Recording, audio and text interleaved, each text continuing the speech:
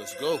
Welcome. You know what I'm saying? Silverback of rappers in the building. You heard me? Yeah. Here we go. Feeling this already. WMD. Time to turn up when I enter the building. Either you fake or do this for a living. Locking down the game like I put it in the prison. It's not a rap career, more like a mission. The shit I spit is always low. Got C4 explosives in my coat. The rap terrorists, I thought you know. These bum motherfuckers just got to go. When it comes to the bars, I'm well trained. Been doing this at a young age. I'm animal outside the cage. Turning enemies to shark bait. How much shit I got to take when it comes to the rap game nowadays. Most these bum dudes need to fade. Not the handcuffs from Stevie J. Clap, clap, that's that. Put him in the Snapchat. Lyrical chit chat. Bring that track, crack. Nigga in the tic tac. Smell like an ass crack. Where's them hoes at? All my nuts at? Guilty. Been a bad influence. With my music show improving. Legacy pursuing. I'm a mutant that be pooping or your belly moving. Either got your mind thinking or your body moving. Stash a microphone from you and ask what you doing. Am I you the music moving? Got you acting stupid. Still recouping about to lose it. All these snakes and juices. Smoke with the Easter Bunny. Body slam Cupid. Wait, hold on. Wait. Hold on. I'm not even gonna go too crazy, you know what I'm saying? That's some little light. But for the rest of this fucking tour, I'm gonna go fucking ham on your whore. That's what the fuck I'm gonna do to Silverback of rap.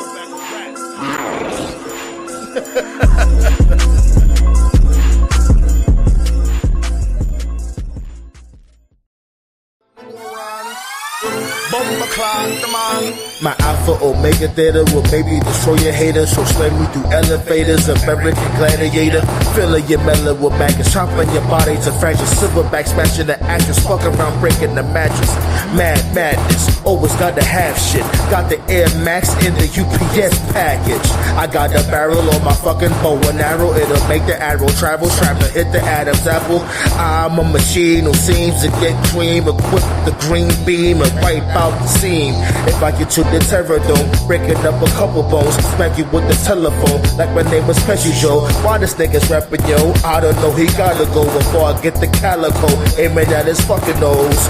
No ma'am, just like Al Bundy. I might crack a smile, but ain't the damn thing funny. I'm a machine with tough on grams. I'm a machine with tough on grams. I'm a machine with tough on grams. I'm a machine with tough on grams. I'm a machine with tough on grams. I'm a machine with tough on grams. I behave worse when that hunger and thirst become priority. I speak for myself, fuck you and the majority. I endured so much, it's time to collect in spades. My awareness reaches max like Police Thursday raids. Tucking them grams, tucking them bags, shit. Niggas get bagged, go on that land, shit. Go buy a ticket, run for that train. If you tired, let them know, no more prison again.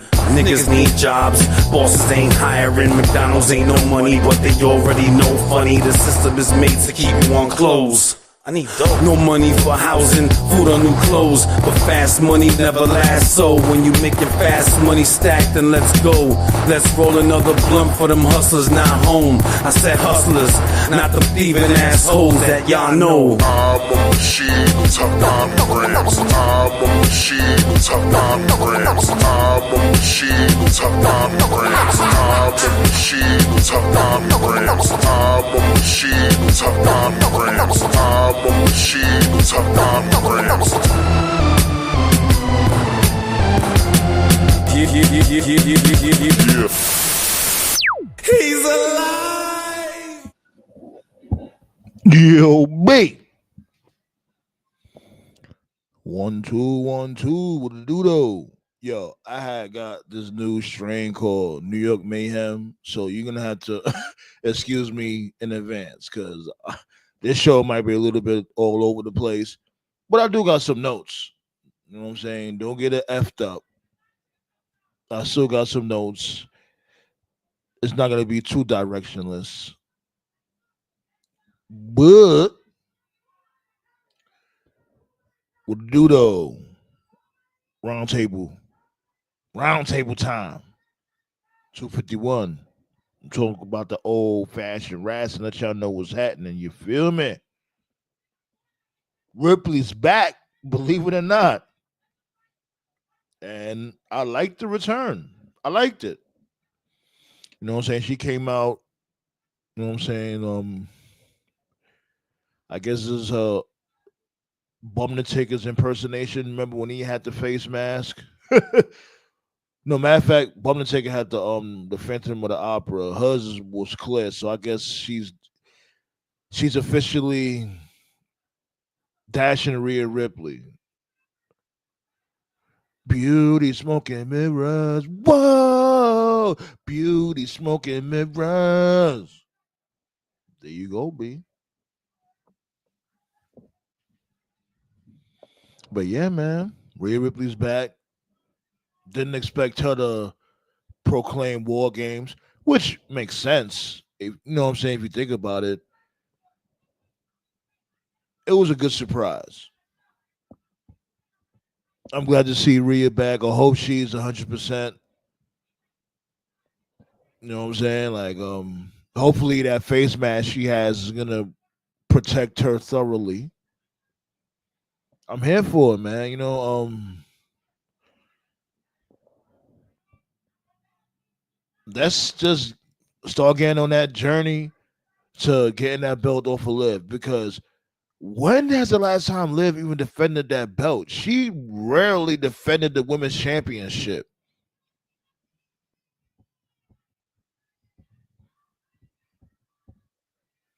Ballet with the doodle. But yeah, she rarely, you know what I'm saying?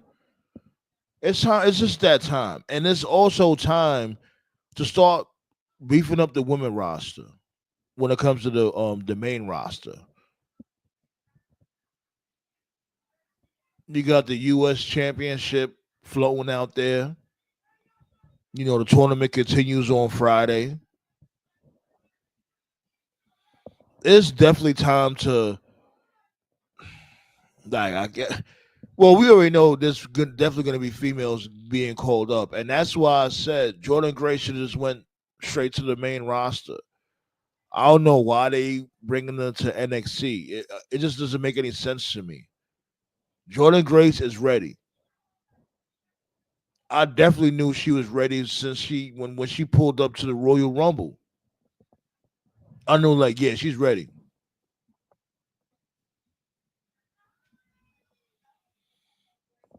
I could definitely picture her, like, say, like, all right, for instance, Chelsea Green wins the US championship, right? Because that's what I'm really going for. I hope Chelsea Green wins that belt. She deserves it. I could definitely see a Jordan Grace chasing her for that belt. You know, Jordan Grace being that face. So then, of course, you have Piper Niven being that buffer or that bodyguard for Chelsea Green, and you can get some good matches out of that. She'll be like a legitimate bodyguard, other than the bum house Camille.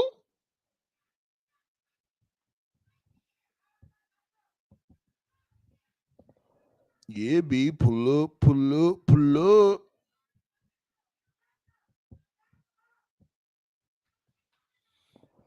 Ballet says, I guess she was in Jordan Grace. She hopes she don't get watered down, and you already know she is. They definitely gonna rebrand her and have her with the formulaic WWE style when it comes to things.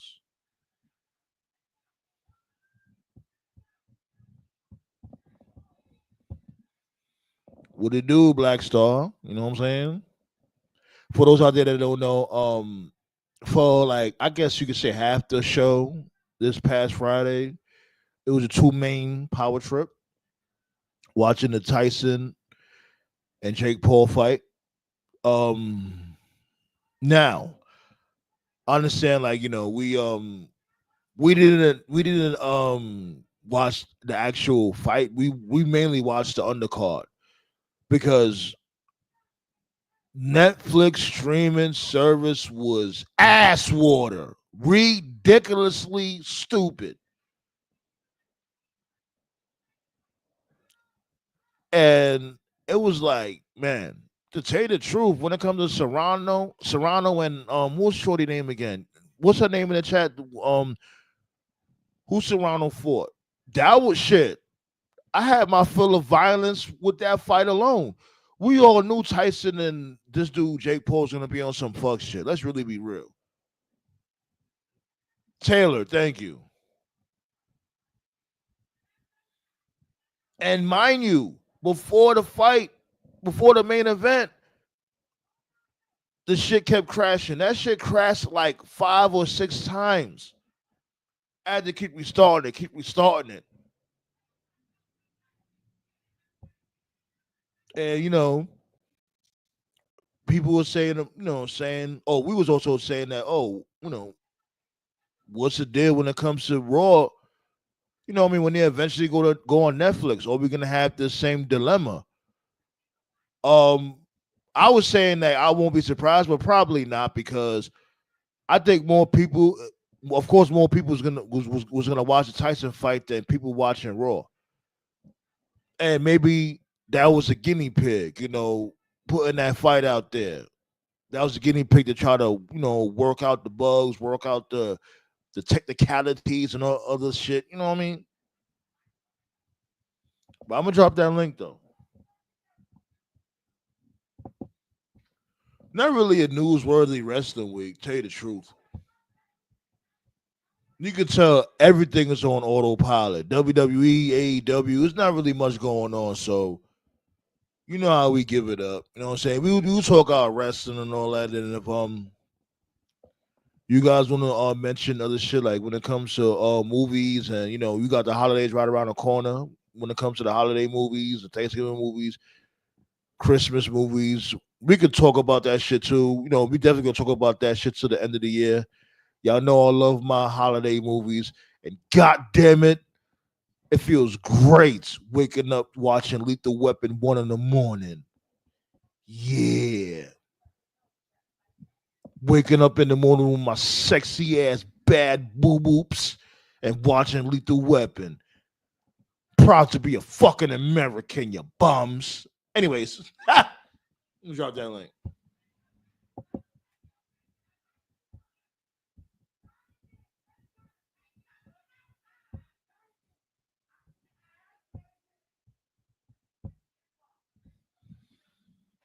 Ballet said she was on with Leo and Tati until the end, and it was beyond crazy. Yeah, that. Come on, that she was just come on, B. It literally crashed like 6-7 times before the main event.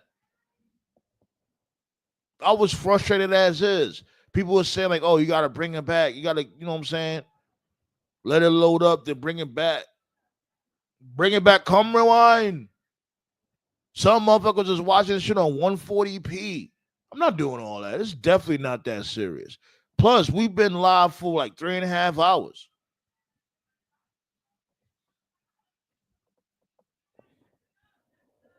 And I have fun, you know what I'm saying? Cracking jokes with the guys and all that. This dude Black Saw overhead capping. Black Saw said, "Oh, Tyson already won." Dynasty in the chat was saying, "How the hell Tyson won? The fight didn't even start yet."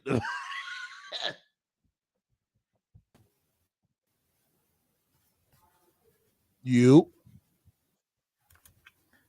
Hey, man. What did you do? With your capping ass.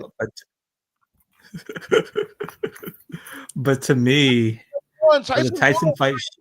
I knew you was bullshit. I'm like, get the fuck out of here. But what the Tyson fight showed was that Netflix isn't ready for the WWE network in 2026. Well, I think they are, because I was saying that I don't think the same amount of people is gonna watch Raw like how they watch the fight. No, you already know more people wanted to watch the fight. That's not the issue. The issue is that they said 60 million people watched the Tyson fight. Damn. That's neither here nor there. That's crazy. But at Mania, it's probably gonna be around 15 to 25 million. Same issues are going to arise. But that's Mania's not going to be on Netflix though. No, not this year. Come on, I'm talking, or not next year. I'm talking about in 2026. So they can have more than enough time to do it by then. Remember when the network first came out, they was going through that glitches and all that shit at WrestleMania 30 when the network first came out, and they fixed that. Yeah, but they just fixed takes some time. They fixed it rather quickly. They had 2 years for this. The Chris Rock special. But let's look at the numbers. Let's look at the numbers. See how much people watched. So what's the name of the Chris Rock special? Suggestive Outrage. Yeah, I think I still think more people watch the Tyson fight than and then only a lot of people was watching that shit in real time when it comes to the Tyson fight. When it came to that stand up, that Chris Rock stand up.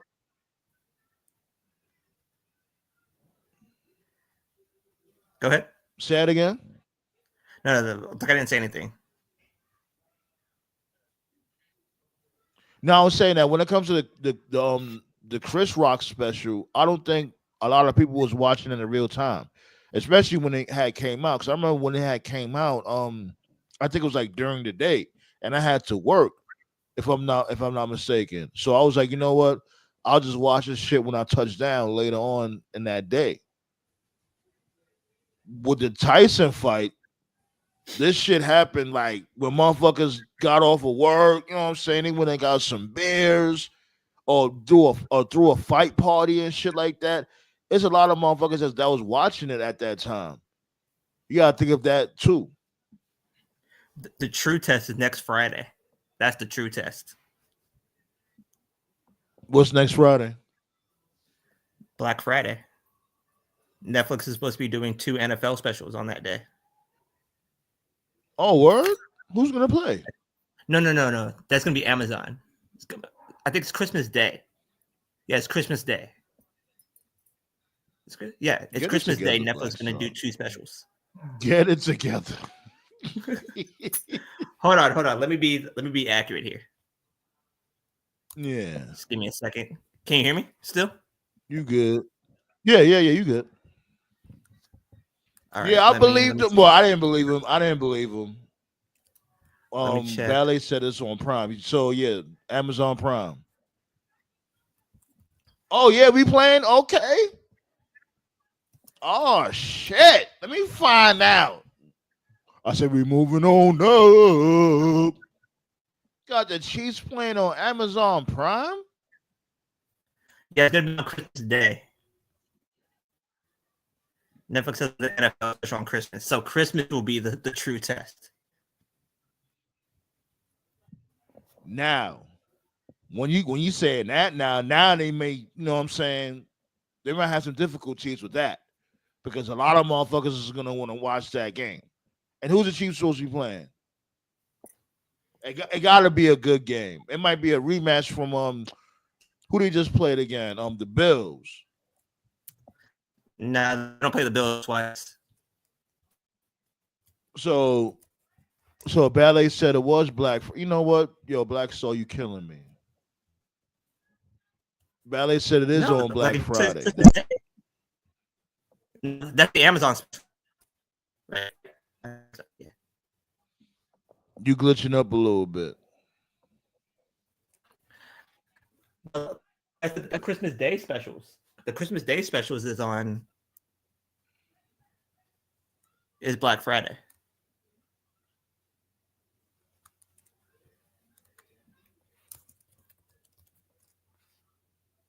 Yeah, take your time. It's gonna be Chiefs Steelers. It's all good. It's gonna be Chiefs Steelers on Christmas Day, and then Ravens Texans with Beyonce performing at halftime during the Chiefs. Ballet said they keep showing the commercial. I ain't see that commercial. You know what? You know why I ain't watching? Because I hate commercials now. I'm spoiled. I hate commercials now. I hate commercials, ads, all that shit. Let's get back to regularly scheduled programming, you bums. with Beyonce performing at halftime during the Chiefs Steelers game. Shit. So that's the true test. The true test is on Christmas Day. Yeah. You ain't never lie. And you got Beyonce performing. You know, everybody's gonna want to watch that shit. Damn, this is gonna probably be like what? What's the estimation again? It's probably gonna be like 60 million.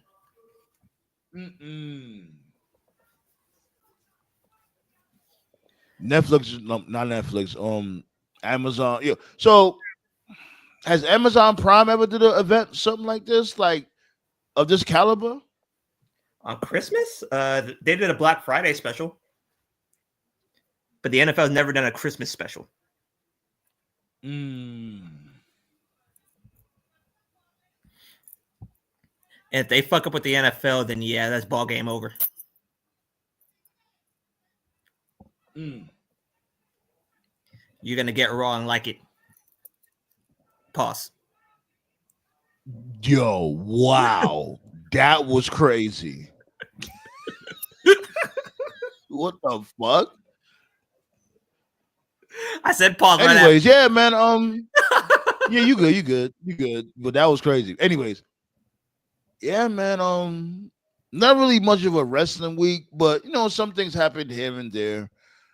I was talking about, Go ahead. What's up with Scott D'Amore? He showed up at the Performance Center. Yeah, man, we spoke about that last week. No, we didn't. We talked it on the private chat, but we never talked to it here. He showed up. I think we spoke about it briefly. I think we spoke about it briefly, but go ahead. Yeah, but he showed up he showed up last week, starting preliminary talks with WWE.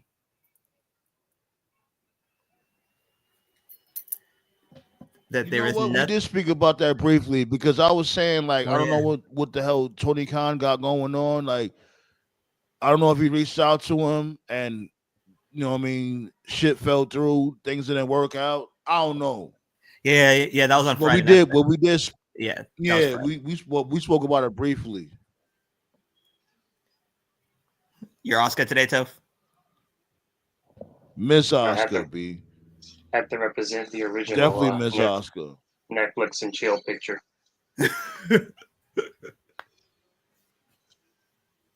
Shit, EO Scott cooking right now. It's like Oscar was like, you know what? Go ahead, do your thing, sis. I'm gonna let you shine while I fall back. She beyond fuck the knee.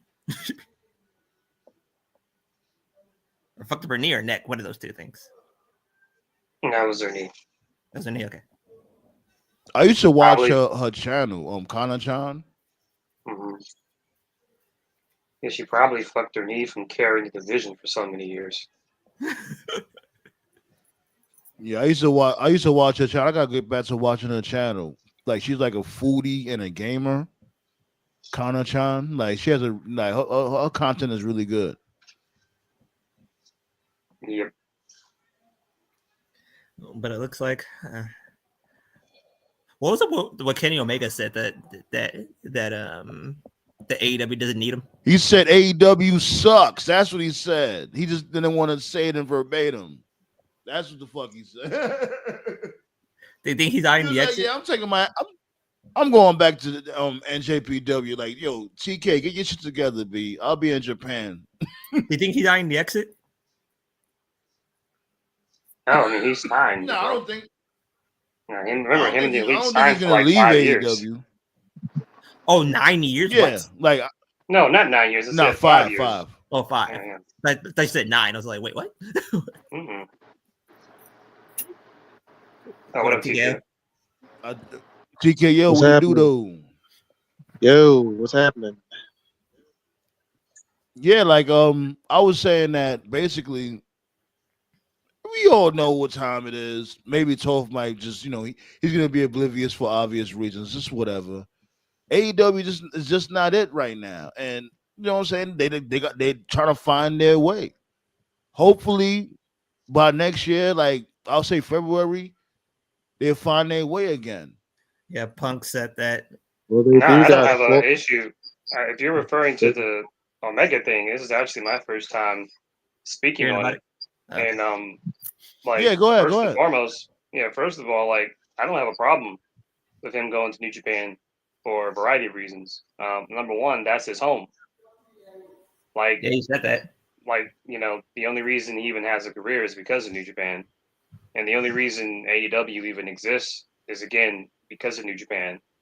He did not like how his New Japan run ended. Anybody who was watching New Japan at the time will tell you that most of his fans also did not like how it ended. It ended very abruptly because of the creation of AEW.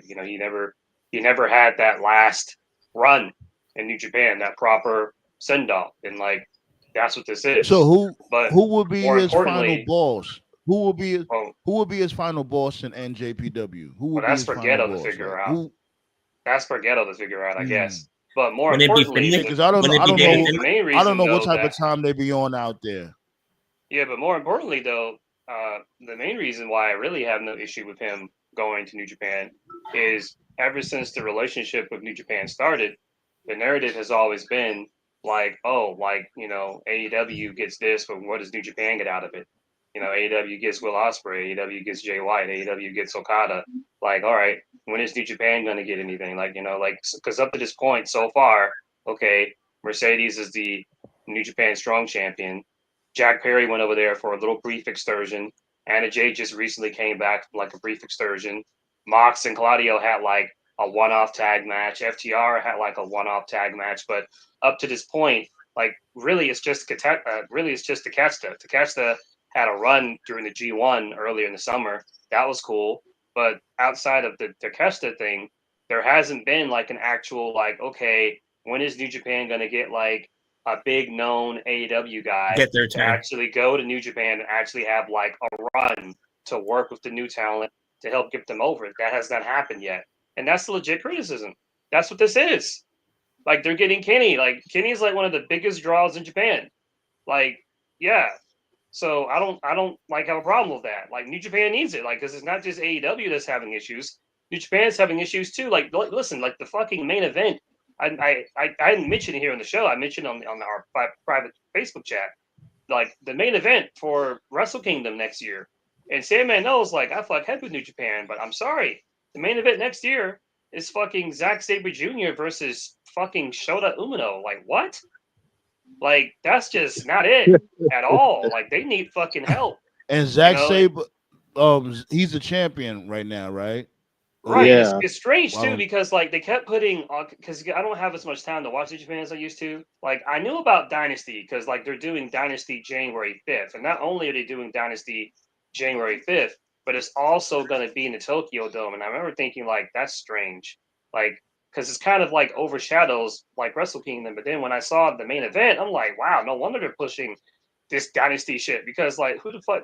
And again, like big ups to Zack Sabre Jr., but like to go from like Tanahashi, Okada, like all right, like as an example, like we're talking like Wrestle Kingdom main events from like Tanahashi versus Okada, Omega versus Okada, Ibushi versus Jay White, Will Ospreay versus Okada, to Zack Sabre Jr. versus Shota Umino. Like I'm sorry, bro, like that's not it at all. Like they need fucking help. And I guess this kind of goes back to what MJF said in the shoot promo he cut 2 years ago, where he's like, I don't pretend to watch New Japan. Because a lot of fans are like that. Like, they don't fucking watch New Japan. So it's like, all right, if you don't watch New Japan, just don't fucking talk about it. Like, just like I don't watch NXT. Yeah, So I'll be I'm the not gonna first sit to here. admit that. Right, there you go. I'll Just be like the I'm not first to going to sit admit, here like, and Right. yeah. right. Just like I'm not going to sit here and tell you what NXT should do because I don't watch NXT. So cool. So, but yeah, like just for all those reasons, I got no problem with Kenny going to New Japan. I'm actually happy for him because New Japan Kenny was a different beast anyway. Like just a completely different character, different wrestler. In AEW, he was always like attached to the Bucks, just very goofy. Every now and then you get a banger or whatever. Like you were lucky enough, you saw Pac. You saw the match of Pac before COVID. Before the war went to hell. So that was great. So, but yeah, I got no issue with Kenny going. Now, as far as what he said about like there's no place for him in AEW right now, that's like a strange thing to say, I guess. I don't know how I feel about that. It made it look like he's eyeing the exit. That's what it made it look like. Well, my question Nah, is, I doubt he want to leave. Well, let TKO go. Go ahead, TKO. Okay, yeah. Well, my question is how much ring shape is he in? Is he 100%? Like, can he even go with the New Japan style though? Because There's going to be a much slower version of him. It's not going to be. we haven't really got much progress on his recovery. Ibushi says he thinks he'll be ready by like January. So, given what he's been through, that's a big statement to make. He has time. Yeah, diverticulitis. You don't play around with diverticulitis, B. I remember when Brock Lesnar faced Alistair Overeem, his first fight back. Yeah, diverticulitis, and Alistair Overeem just went straight to the did body. Did he knock him out? Yeah, body kick him. Yeah, body kick him to death. Yeah, his doctor said if I got a choice between saving your career or saving your life, I'm choosing your life. So yeah, that's how serious it was for Brock. Right. Like Brock literally got his stomach rearranged because of Alistair Overeem. Omega probably exactly. You know, Omega got the same treatment. So I'm like, how can he really be 100% in like less than a month and a half? He's gonna have to slow it down. He can't go full max. He also has vertigo too. He also has got vertigo. People don't talk about that as often. Oh man, that's another reason why. Like I got like, man, I know how that shit is having vertigo. I used to have that shit from before. That shit sucks. Like I remember when Comic-Con that came out here and shit. That's when I got it at Comic-Con. Mm-hmm. Like I was like, what the fuck? It feels like, you know what I'm saying? It's like everything started twisting and turning a little bit. Exactly. So I'm I got that shit. Really guarantee I got that shit right at Comic-Con. Yeah, that's my only concern with Omega. Like, can he guarantee that? Because he's Kid, that's talking the like name, it's a right? done deal. Like Gabe Kid's gonna have to carry him. And keep in mind, and who's this Gabe Kid guy? And keep in mind, I like that name too. Gabe Kid. Who's that? Who's Gabe Kid? Who's that? He's a prospect, I think, right? Right, Tom? Oh, yeah, he's the newest. He's that new He's that new signee prospect from. Yeah, he's the one. Gabe Kidd is the one that took out Eddie Kingston in storyline. He's a young prospect. He's the next big young Gaijin star. You'll be hearing more about him next year in 2026. I'll guarantee you, he's going to be the next big international star in about 2 to 3 years. That WWE and AEW. Well, yeah. The problem is, what's his style? What's his style? Like, he's like striker. He's like a brawler, but he also has like a technical style to it. The problem that he's going through right now is New Japan.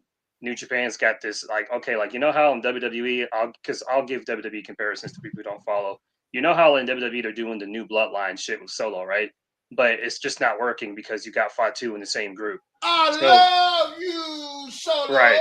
So New Japan, like they're trying to do the Bullet Club still, and they got David Finlay as the new leader of the Bullet Club, but Gabe Kidd is also in the right. But then Gabe Kidd is also in the group, and Gabe Kidd is just like better in every way. He's a better promo. He's a better wrestler. He's got more intensity to him. It's pretty clear. Like he's gonna be the leader coming up soon.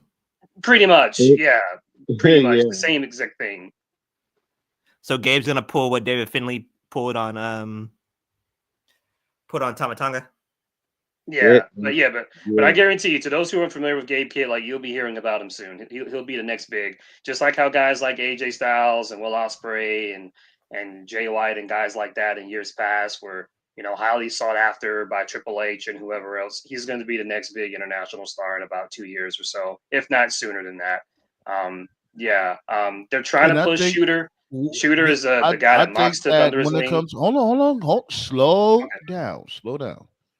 Like, you know what I'm saying? And when they end up making names for themselves, like a Finley, whatever case may be, and a Gabe Kidd, look, stay there. Don't just be like, oh, I'm gonna come to America and try to be signed to WWE. It's no rush. I'm such an advocate about that. Because you know that'd be the first thing a motherfucker would say. Oh, I know about this dude. Come to the main roster. Like, no, this shit needs to spread amongst all promotions. That's how you saw the boom period. Finley's been in New Japan for years. He's pretty much gone. Yeah, I keep hearing about him. Like, how long he been there? And who's it? NJPW, right? Yeah, New Japan. Yeah. How long he been there? I think he came around when I know Topher. No, how long he? No, not Gabe Kid. Oh, yeah, Finley? David Finley. He's been there for a minute. He showed up when Juice did. Yeah, he's gone. Yeah, now I'll give Finley credit because it's that time. Yeah, I'll give Finley credit because Mox told the story too. So like the story for Finley was, to those who don't know, he's the son of Fit Finley, and he showed interest in joining wrestling, and so Fit originally was going to talk to Trips, and basically set up a tryout at the PC, and then David said no, he didn't want to do that because he didn't want to come off like a nepo kid. He said if he was going to be a wrestler, he wanted to earn it. And so then David told him, like, all right, what do you want to do? Oh, I'm sorry, but Fit was like, what do you want to do? And then that was when he said he wanted to go to New Japan and go through that young lion system. And he was like, are you sure? Like, you know how hard it is over there? And he was like, yeah. So when New Japan, just like how the WWE PC has like different classes, New Japan has like different young lion classes. And so David Finley is from the same class as Jay White, Juice Robinson, Will Ospreay. All those guys came up around the same time. And so he went over to Japan, worked on his craft. He was mostly kind of like a junior weight dude, occasional tag team guy, again, like good wrestler, but just nothing to write home about, but good enough, just a solid hand, as they say. And apparently him and Jay White are like, really tight in real life. And when it became apparent that Jay was gonna, leave, and at that point, I don't know if Jay knew he was gonna go to AEW or WWE or not, but he decided to leave New Japan. And Jay White was like, "Hey, yo, Ghetto, do me a favor and basically, push my dude David." And Ghetto was like, "All right, bet." And so they're trying to push David Finley as like this badass, and it's just like it's not him. Like, again, he's a good wrestler. He's better. He's got the intensity down, but it's just not him. Like, it's just like Solo. The same shit that you're seeing with Solo and SmackDown, David Finley is going. And again, like what doesn't actually, I would say what's going on with David Finley is actually worse than Solo, because in terms of Solo, it's just Fatu. But like with Finley, it's like, wait a minute, you're trying to get me to buy him as the leader of the Bullet Club when you had Balor, AJ, Kenny, Jay, and now Finley. So it's like you have even more comparisons, and he's just not as good as any of them. So they're trying, man. God bless them. They're trying, but it's just not working. New Japan needs help, bro. They need help. That's why I'm not mad at Kenny going back to New Japan, because people are like, oh, Kenny, like AEW needs help. Like, yeah, New Japan needs help too. I would say New Japan needs more help than AEW does. Like, what AEW needs help with, they need help with the product and the people to push. But the talent itself is not in question. AEW's roster is like one of the most talented rosters, not just like today, but like it's one of the most talented rosters ever assembled. So the talent is not the question. It's the booker, not the roster. Right, but New Japan is just like they're struggling, dude. Like, because all their dudes are gone. Because for so many years, New Japan was like Okada, Ibushi, Omega, Ospreay, Tanahashi, Naito, and like Juice. And it's like 90% of their main event scene is gone. And the key thing about this is that they didn't have time to develop the new guys. Right, that's on Ghetto.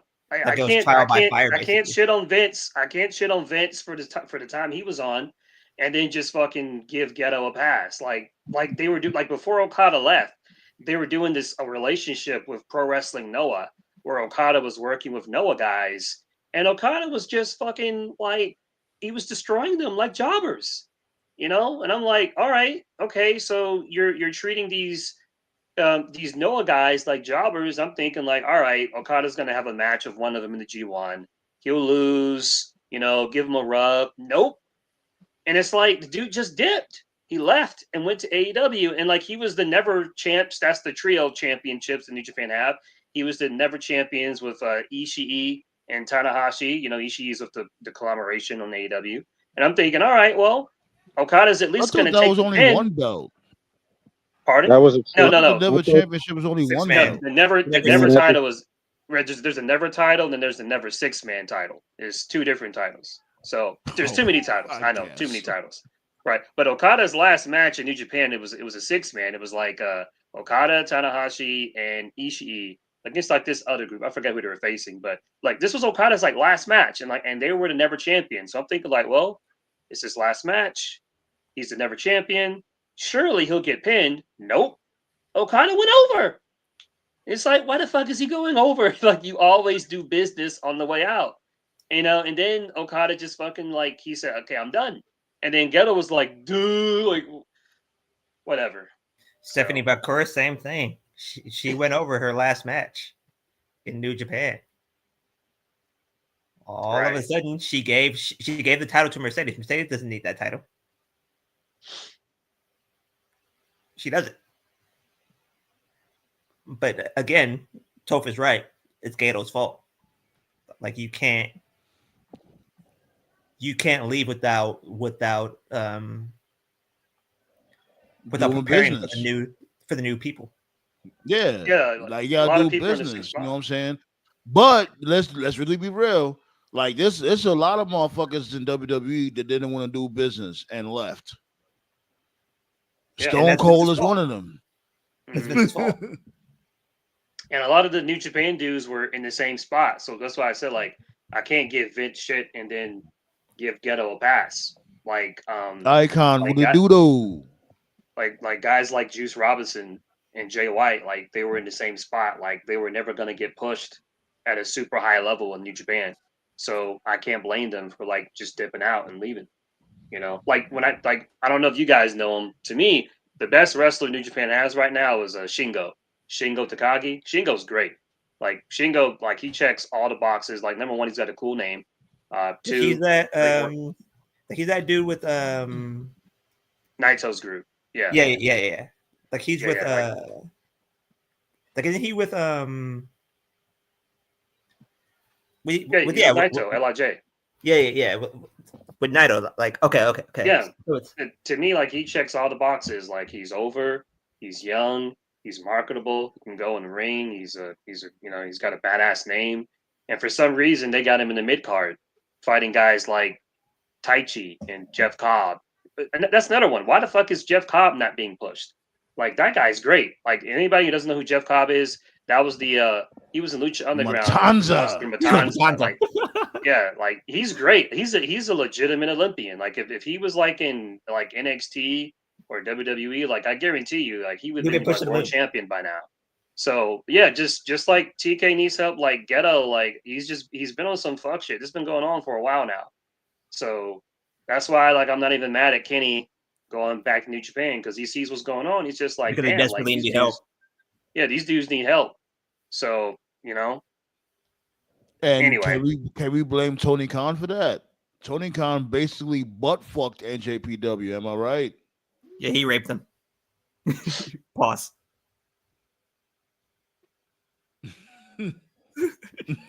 Complete silence. All days off with a doodle. But Punk kind of said something similar. Well, not similar, but he basically said that he made a mistake trying to develop the young talent in AEW.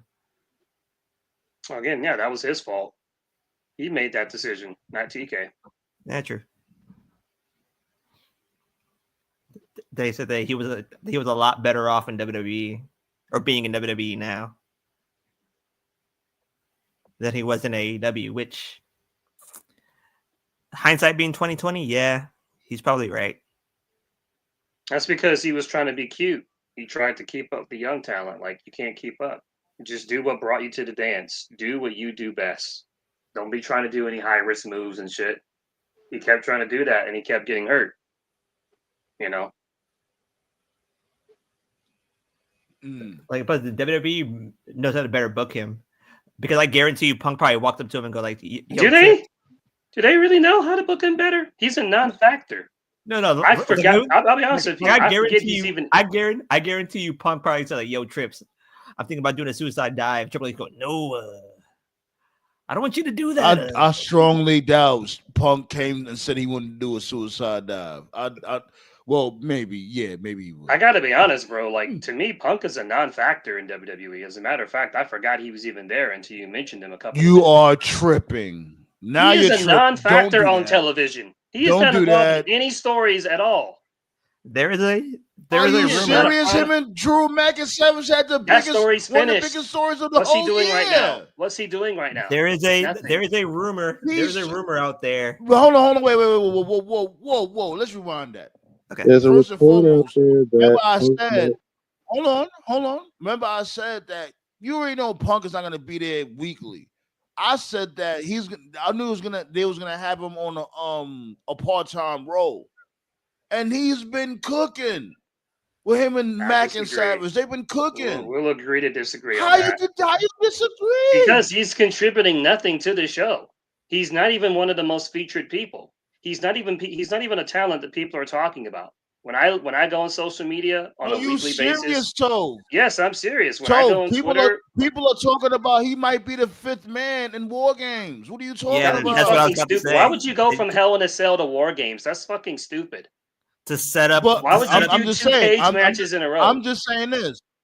I hear what you're saying. I agree with that too. But I'm saying that you can't say nobody's not talking about him if people are talking about him.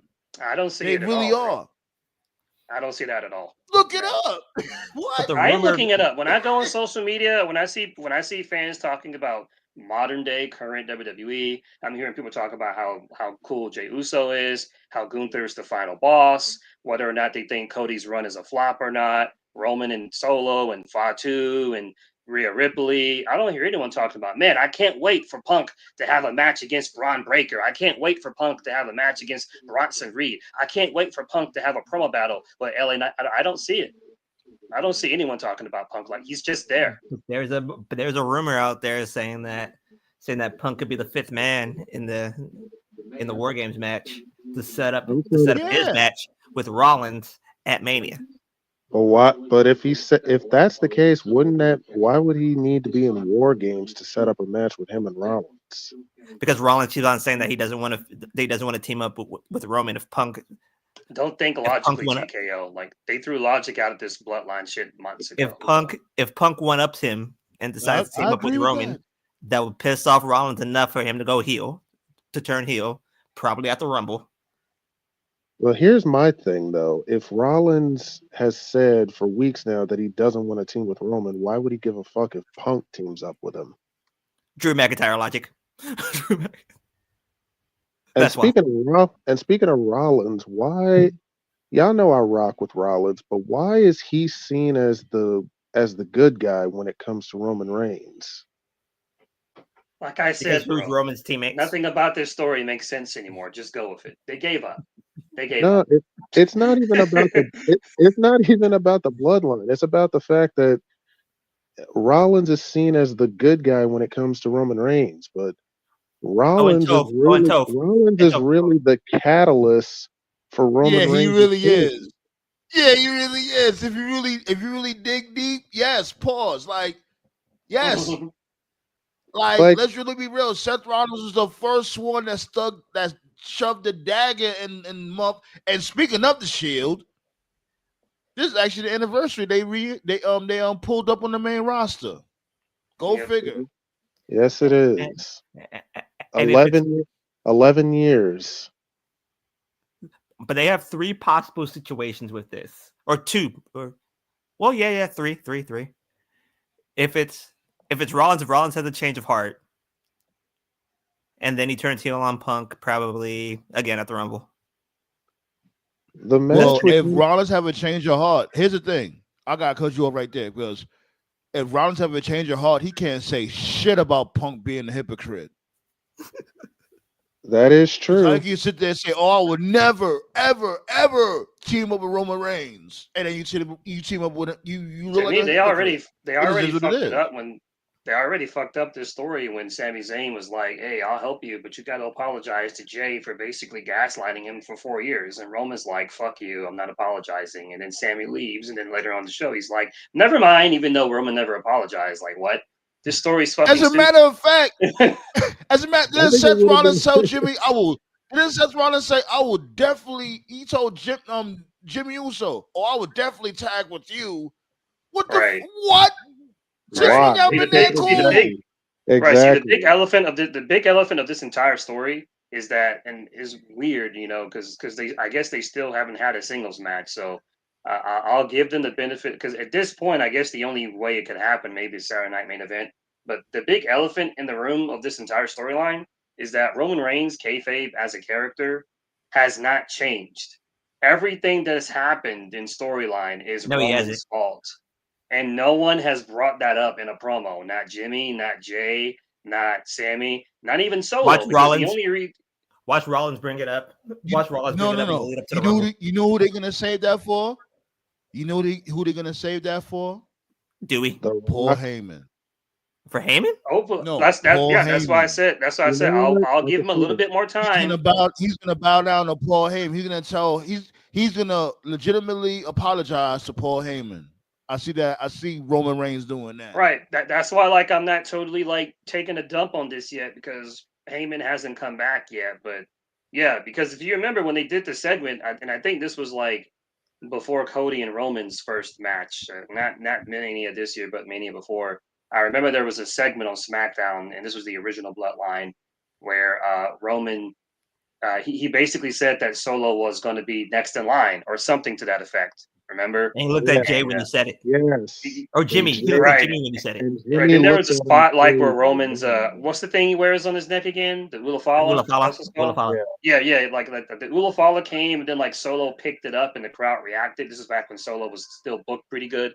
And he teased like putting it on, and then he gave it to Roman or something like that. So in storyline, you could say Solo legitimately can say, like, I'm not the bad guy here. I'm just simply doing what I was told. Roman said I was going to be next in line or whatever. So like, but yeah, that's kind of the big flaw of the whole story so far, is that no one has acknowledged, pun intended, this is all Roman's fault.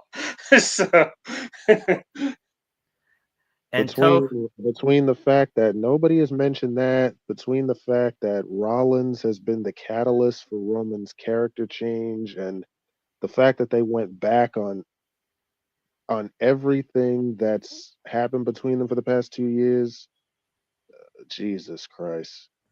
And Toph, you have a lot to say with the fucking plots on the fucking Elite storyline in AEW. which one? First, it was the Elite that was supposed to take over the company that went to Moxley. Out of nowhere, Jack Perry turned into a killer, even though he got his ass whooped in real life by Punk.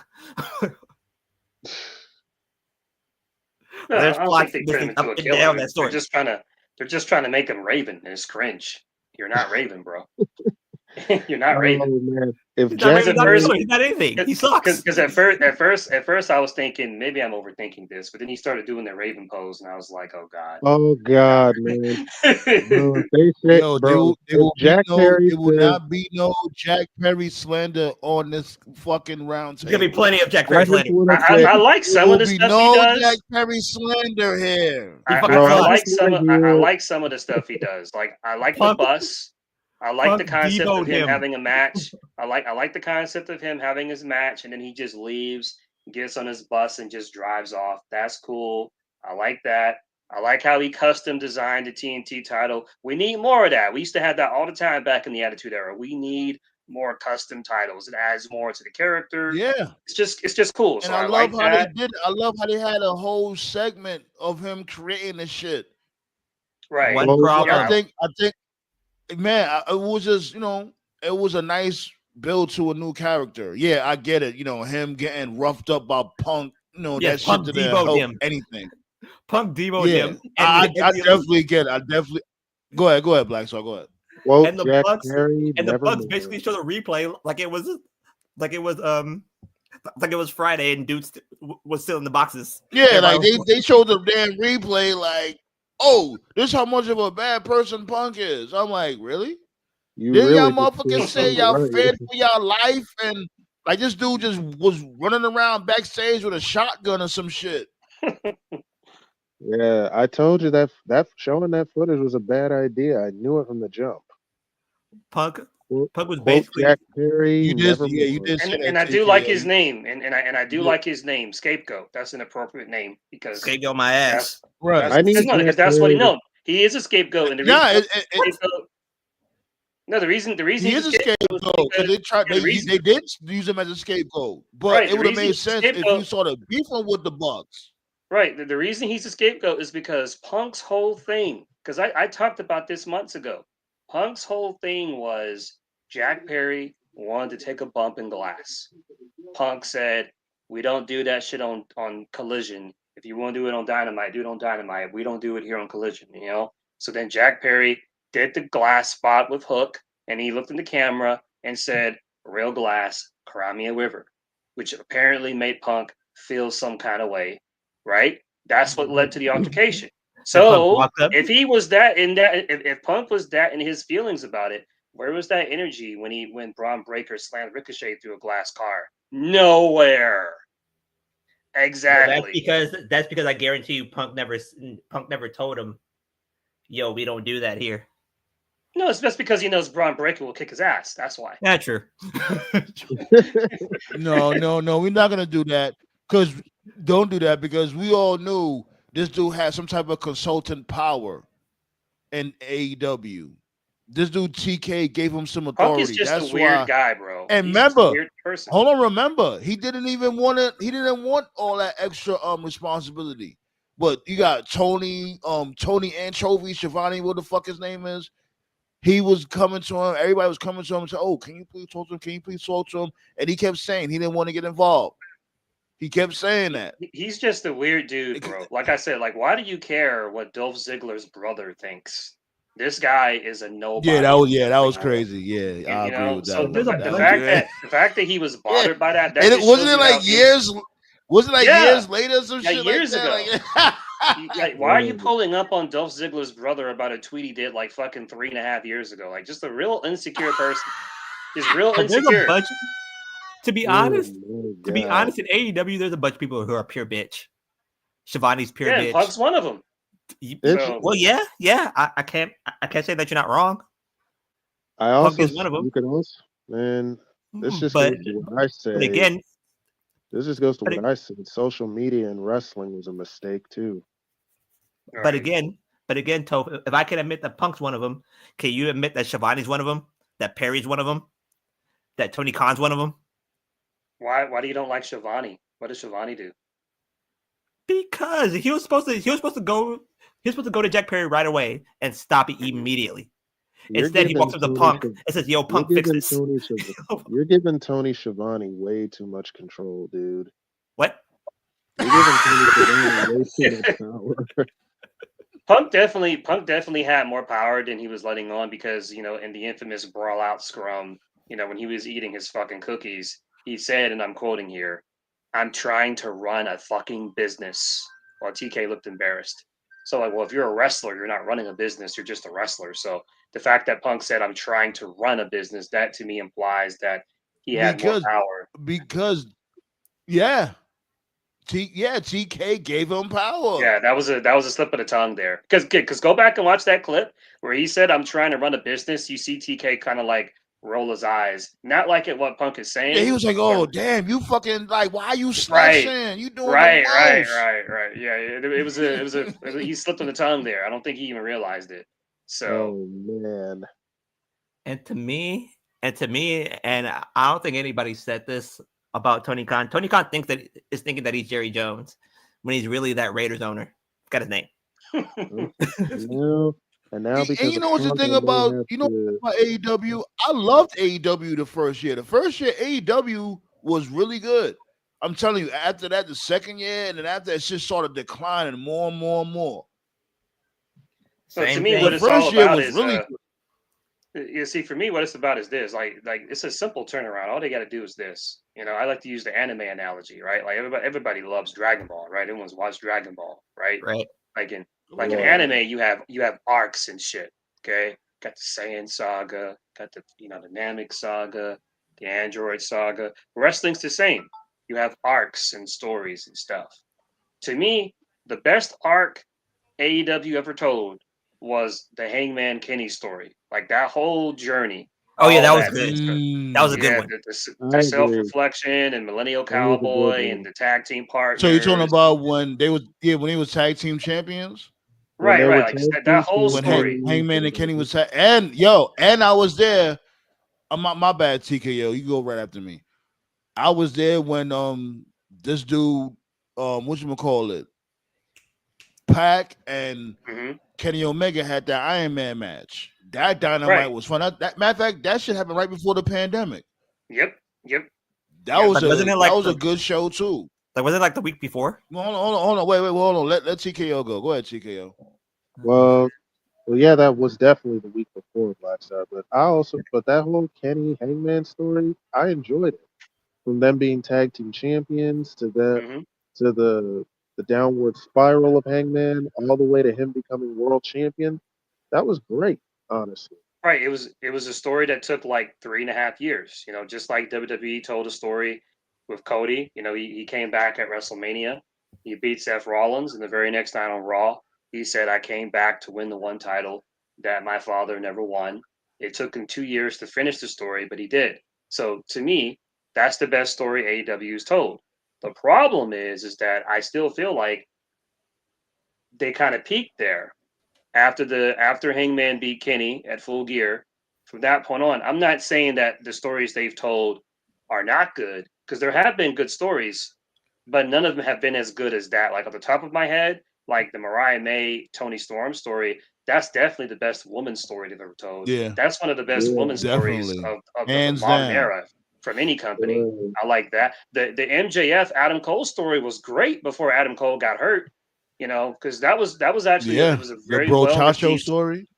Yeah, that Yeah. was a great story. But then Cole got hurt, and then they did the devil shit, and from that point on, it was like, this shit's a wrap. It's over. The thing that killed me with that shit, everybody was really like, "Oh, who's gonna be the devil? Who's gonna be the devil?" I'm like, "Oh, seriously? Y'all really can't see it's gonna be fucking Adam Cole? That's gonna be the devil?" Like, Right. Right, people was really right. It was like, the only one that made it sense. was still a good storyline, but still, how the fuck you don't see that?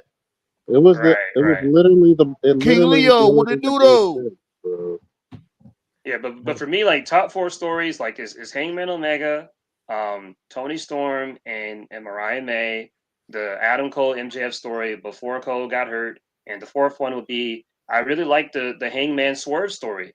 To me, that should Yeah. still be the focus of the company. The focus should be a double turn of Hangman as Hangman the Swerve? heel and Swerve is the face. I But think the instead they're double going in a turn is different already, direction. but I think the Do double you turn has already happened between them though. So do you really think that Tony Khan, aka Mark Davis, is capable I of would He slowing was. the would pace say down? I would say this: if they're gonna revisit Hangman and Swerve, then Hangman would have to win at Full Gear and then go straight for the world title. Which that's not going to happen. Well, right now they're focusing on Swerve in the Hurt Syndicate, and that's fine. Like to me, they should This be dude putting all Leo their said, "What's focus. up, y'all?" Yeah, What what's up, up? Yo, what up, King Leo?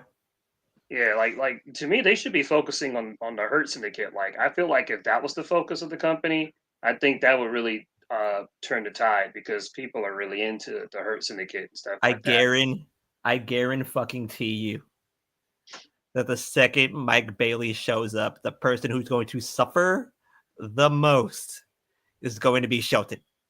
And you I can think see it Mike right Bailey. away. I think As Mike soon as Mike Bailey. Bailey show up, he's gonna be on Collision. There's I just think Mike word Bailey's that going to Mike be in Bailey. that Continental Classic thing. He's going to they be in the do, C2. Yeah, I heard about that. I think he's just going to be in the Continental tournament for now. hmm I don't know how long that's going to be, but yeah. But to finish the Shouts go rant, out to they Mike just Bailey. That's my dude, Jerry. Swerve has a My separated dude, shoulder? Jerry Flynn. My dude, Jerry Flynn from 2024, Jerry Flynn. Swerve right. My has a dude, separated Mike shoulder? Bailey. I Swerve don't know if separated he. his shoulder. Who Look at got that. who got hurt? Who got hurt? King Leo said Swerve did. Shoulder? When did that happen? I don't know. Swerve stay injured though. That ain't nothing new. But yeah, but to go back to the point of the topic, they just got to go back to telling long-term stories. Like the difference between, I would say, WWE is that some of the stories. Hold on. That's why he swerves.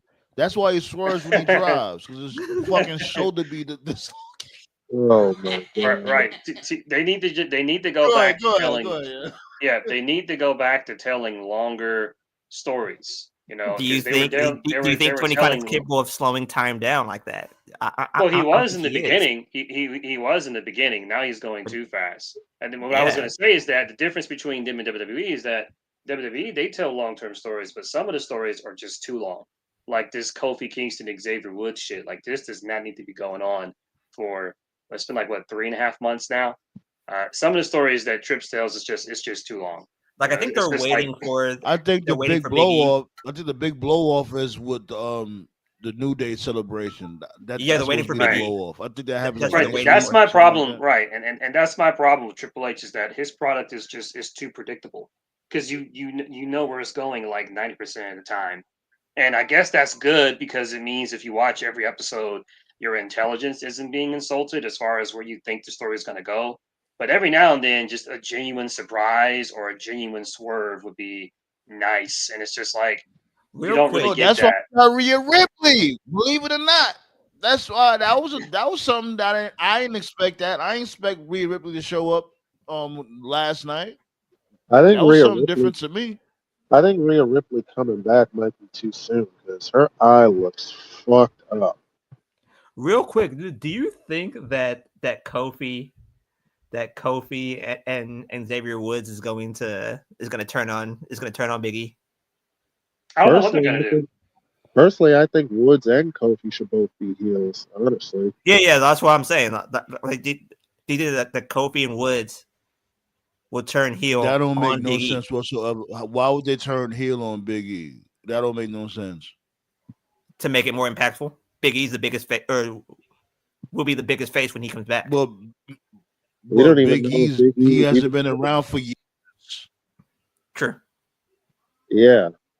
I guess that's the positive thing is that we don't know where it's going to go, so that's cool, I guess. Yeah. Yeah.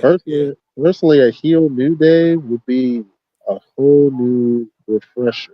Honestly. The only thing I don't want to see is I don't want to see Big E show up and, basically, they all sing Kumbaya, my lord, and they're just back to being a tag team like nothing happened. Like, no, like you've been doing this teasing shit for I don't think now. Like I don't think they're doing that. Like I think that that's either going to be all three turned heel or two of them turn on the other. I don't even know if Big E can even take a bump. He hasn't really. Like I said, we don't know. For all we know, he could have been secretly cleared. And if that's the case, that'd be great. Big E made the indication that he might be cleared to go. Yeah, but I don't know. We still don't know. So yeah, that's the biggest question. That's why I'm thinking that's the reason why Triple H is waiting so long. Is that he's waiting on Big E? He's waiting for the doctor. Yeah, and I get that, but I just think that about Triple H in general. All his stories just take too long to get to the point. So, Yeah, Rhea and Liv's been going on for way too fucking long. And my other criticism about Triple H, because I sent a voice clip about it, is that the majority of the stories are the same. And you could say if it's not broke, don't fix it, but like it's the same story. Like right now, for instance, the Judgment Day is doing the story of this passive aggressiveness between Dom and Finn Balor. And it's like, but you just did that story with Damian Priest and Finn Balor for a good portion of last year and this year. So you're just telling the exact same, like, wait, and then you're all, and so while you're the doing main that, thing, here's the main thing about that. You trying to tease a Dominic face turn? What are we doing here? Yeah, I don't want to hit Dominic. I don't think Dom is going to be the face in this situation, though. Do you think the story is that Finn's a snake? I guess, but that's not going to make Finn. No. If that is the case, it's not going to make Finn a heel at all. Because that's what I'm saying. Like we spoke about it last week. Like Finn has a reason to feel how he feels. Exactly. It's Finn is not going to unfortunate that be. injury that Finn is happened. not the heel in this situation, though. It's the I mean, They era of Big need to Mom's the get heel like, those. either. He told the truth in story. He said, "I came closer to the title than you ever did in a long time," and the crowd was like, "Ooh," because he was right. But, yeah, but Finn's got a legitimate reason to be upset, though. He's treated like an afterthought in this situation. Right. WWE's in the era of the And justified he's a heel. fucking tag team champion. Like you The a only And they have story, the champion. right? I'd The be only pissed too. Right. The only story that I'm really interested in WWE, and it's like a minor story, but I do like it because it makes sense, is whatever they're doing on SmackDown. I like the story of like the Street Profits and Champ in particular just being Oh yeah, they're angry. turning heel. All three are turning heel at the Right. same time. Well, it makes sense because again, like fucking the most of the Machine Guns just come in 2 weeks in and they're champions. Meanwhile, they've been just sitting there doing nothing and catering for like 3 to 5 years. So of course they'd be fucking angry. And also real G shit. I'm glad you brought that shit up because there was these other motherfuckers said like, oh, the Motor City Machine Guns deserve to win the belts, and I'm like, yo, stop, please. And I love Motor City. Those are my guys, but we're not gonna do that. You know what I'm saying? And the whole just let it play out. Let's let them cook. We all know this shit is not gonna end up having these dudes winning the tag team belts. Especially, why would you have them win the tag team belts? Street Profits, that is. Why would you have them win the belts as a heel tag team? We don't want to boo the Street Profits. Now if they go psycho mode, that's the only way that they're Anyways, ever gonna get stem booed, is cells to go with him psycho and mode. MVP are magic. If anything, like I said last week, Ciampa going back to being the Blackheart would do wonders. Like I'm still here waiting for for that. MJ. Like I'm still waiting for MJF to turn psycho mode. They'll probably do it on Roderick Strong on Saturday. That's true. Yeah, Full Gear is this Saturday, man. It is. Shit. Yeah. Yeah, we're gonna do the predictions on Friday's show. Like Well, yo, I got like are the- we gonna go I got the live? I got the Dynamite card pulled up for tomorrow, so Quick question. Like are we Let's gonna get go it. live? Fire it up. Hold on. Let TKO cook. There's this segment right here when it comes Like to no, he has to find it first. the AEW Dynamite. You guys said what? He has to find it first. Did you find it? go for it. Yeah, he got it. Okay. I got it Got it? right here. Anybody got it? All right, go ahead. Go I ahead. got it right here. All right. Well, we got a women's match. It's gonna be my girl Thick Statlander versus Hikaru Shida. Okay, that's gonna be a good She's match. thick with the stacks. We got Darby Allin versus Claudio. Who versus who? Darby versus Claudio. Darby versus Claudio. Oh God, Jesus. you know this dude. Oh, so basically, You know it's this the dude welcome to- Claudio Ravioli about to throw him Oh, in the crowd so like Bam Bam basically it's Bigelow. basically it's the Welcome to Jackass Invitational. Gotcha. Did you not Play see the what Claudio music. did? I'm Did y'all telling not you, see what they should Claudio do that did? spot. They This should dude really do that Claudio- spot. Like, I know. Hold on, wait. I really think they should do that spot. I know Darby will be down with that shit. That Have But they this ding, dude already did it. Claudio Ravioli just launched this motherfucker like Spike Dudley. But he already did last week. He swung He him into launched that him. garage He door. launched him to the garage door. I think like the swung him in the dumbest spot he garage door. did. I think like the dumbest spot he did was when they were it was during the COVID era, right before it ended, when he was feuding with Scorpio Sky and Ethan Page, and they were like at Daly's place, and Ethan like they were like on a balcony or something, and Ethan like threw him down the stairs, and Ethan did like an interview with Chris Van Vliet, and Ethan knew that they were going to be doing a spot up the stairs. And he thought it was going to be like a Zach Gowen thing. Remember when Brock Lesnar put Zach Gowen? Oh yeah, in the Just wheelchair. Oh, God. right. When they did that, they used camera cuts. So Brock didn't really throw him down there. They used camera cuts to make it look like they did. So Ethan was thinking like, okay, like what kind of editing are we going to use to make it look like I did it? And Darby was like, no, I want you to throw me down the steps for real. And Ethan was like, ha, ha, ha. No, seriously, what are we doing? And Darby's like, I'm serious. Throw me down the fucking steps. Oh my Didn't he raise God. his head to down the steps? He raised his This head dude down the steps, Darby, didn't he? this dude Darby wants to die so badly. I think the dumbest spot he did was jumping off that big ass ladder to a glass shard, Oh, glass yeah, door. that was crazy. Yeah, I remember was that. crazy. He's like- basically Mick Foley without the coke. Oh, this dude makes Jeff Hardy look sober. Like, what the fuck, man? I'm Go ahead, telling you, this is what Fitzgerald. Ravioli needs to do to this dude, B, right here. Ding, ding, ding, ding. Oh, that Bam Bam Bigelow spot. I remember that. He launched this man. Oh man, I'm shocked Mike Dudley is still alive with the bumps he took. Oh man, that fucking table spot. Who was that? Was that La Resistance? Oh God! Yeah, how they screwed up that table spot is ridiculous. What's worse? What was worse, Mike Awesome's table spot or Spike's table spot? Definitely Spikes. I mean, at least Austin made sure you landed on your back. Pause. No. When a Japanese dude threw Mike Awesome. Oh, Masala? Yeah. Oh my God, man. Oh man, you talking about these motherfuckers? Or what? These motherfuckers had them wars, man. Like I ain't gonna lie, when it comes to Mike Awesome ECW heavyweight title reign, that's the only person he really fought. He ain't really fighting anybody else. Yeah. Fought Taz. I think Marky D said Masato Tanaka. Yeah, Tanaka, yeah. Yeah. Yeah. And then he just dropped it to Taz. Masato Tanaka, I think his name is. Right. Yeah. And then he dropped the belt to Taz on his way out. Yeah. Yeah, you drop. Yeah, that's when Taz was like what 20 meatloaf sandwiches later type Taz. Yeah. No, that was Taz in WWE. I think that was WWE versus WCW in ECW. Yeah. And that's after that. That's when he brought the ECW championship to SmackDown to and then lost Triple H. Lost Triple H basically in a basic squash match. Yeah, and I'm like, are you serious? Because remember, like, the first time he seen that shit, was like, oh, whoa, this is like a dream match right here. But then they have him go face to face. And I'm like, yo, you know what, Vince, you mad petty for this shit. You know damn well this dude Taz is like 5 feet tall. Yeah.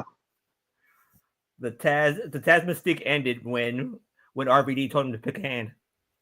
I only found out about the Taz Angle story like 3 or 4 months ago. I didn't know that was how his push ended.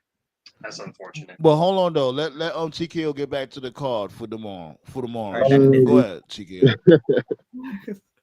We got Orange Cassidy versus Wheeler Yuta. We got you mean Cyclops? You mean Cyclops Cassidy? That's when Mox is gonna come in and murder Orange to set up that match. Okay, so we got man. I know we got guys from CMLL coming through. That's the bathroom break. Of course we do. Why not? And we also got a contract signing between Ishii and Jericho. What? Oh my God! They're fighting for the Ring of Honor. Hey, you're not gonna put that in ROH?